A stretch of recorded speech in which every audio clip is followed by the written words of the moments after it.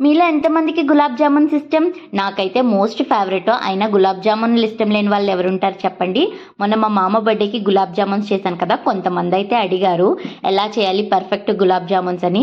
కొన్ని tips follow అయితే చాలు, చాలా ఈజీగా చేసేయచ్చు. వంట రాని వాళ్ళు కూడా ఈజీగా చేయొచ్చు. మీరు చెప్తే నమ్మరు, నా 5th క్లాస్ నుంచి నేను ఈ గులాబ్ జామున్ చేస్తూనే ఉన్నానండి. ఇప్పటికొచ్చి ఒక్కసారి కూడా ఫెయిల్ అవ్వలేదు. కొన్ని టిప్స్ ఫాలో అవ్వాలంతే.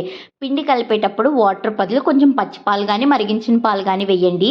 పిండిని గట్టిగా కాకుండా కొంచెం మృదువుగా కలుపుకోండి, చాలా బాగుంటాయి. అండ్ ఆయిల్ రాసుకుని అప్పుడు ఉండలు చేయండి. అండ్ చాలామందికి ఆయిల్లో వేపుతున్నప్పుడు క్రాక్స్ వచ్చేస్తాయి. అప్పుడు మీడియం ఫ్లేమ్లో ఉండాలి, మరీ సిమ్లో ఉంటే క్రాక్స్ వచ్చేస్తాయి. అంతేనండి, ఈ టిప్స్ ఫాలో అయ్యి నేను చూపించినట్టు చేసేయండి. ఇంకా బర్త్డే అంటే దేవుడికి పూజ చేయకపోతే ఎలా, ఇంకా దేవుడి దగ్గర గులాబ్ జామున్స్ పెట్టేసి ఇంకా మా మామకు కూడా తినిపించేశాను. తినిపించి బర్త్డే అంటే మన మొక్కల మీద తినేయడం కాదు కదా, సో కేక్స్ స్వీట్స్ మా ఇంటి పక్క వాళ్ళకి కూడా